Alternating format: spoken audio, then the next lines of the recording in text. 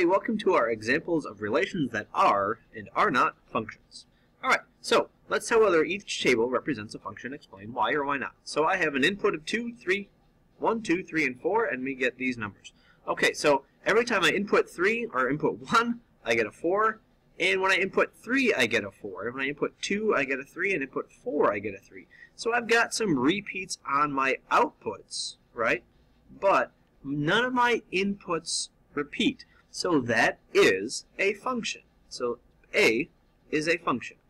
And you say, but there's repeats. And isn't that kind of what makes something not a function, a relation not a function? Well, as long as each input does not repeat, it doesn't matter what the outputs do. Alright? Because no input repeats. Alright?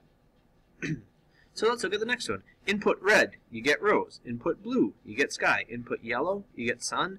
Input blue, you get ocean.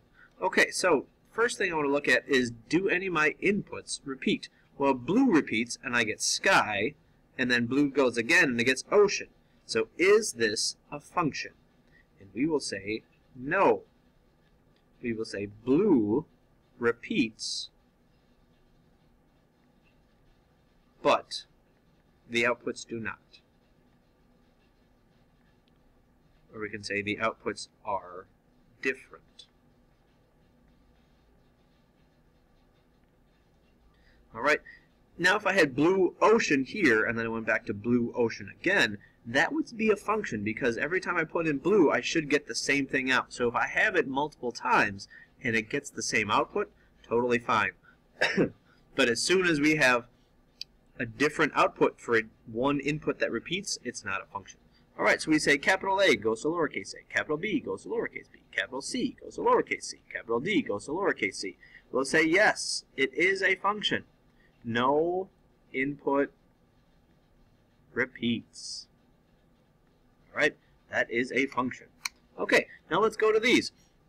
Kind of the same idea. Tell whether each mapping diagram represents a function. Explain why or not. Why not? As long as we have one arrow coming out from one input, we're okay. So I only have one arrow coming from 2, one arrow coming from -1, one arrow coming from 0. I know it doesn't quite match up. That's all right. So this one is a function. We have one arrow from each input. All right. So now let's look at this next one. 1 goes to 3, 0 goes to 1, 4 goes to 4, and 7 goes to 3. Does it matter that 3 gets hit twice? No, because each arrow comes off from the input only once. We can say, yes, one arrow from each input.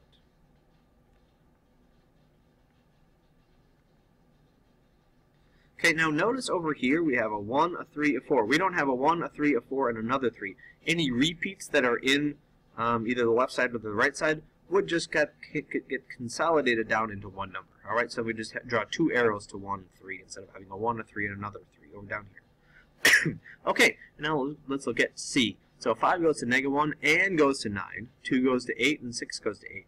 Well, we're going to say this is the problem. We have 2 arrows coming off of 5. So we're going to say no. 2 arrows from 5. So as soon as that happens, it doesn't matter where they go or what happens with the rest of it. As soon as you get 2 arrows, we no longer have a function. Alright, there you go.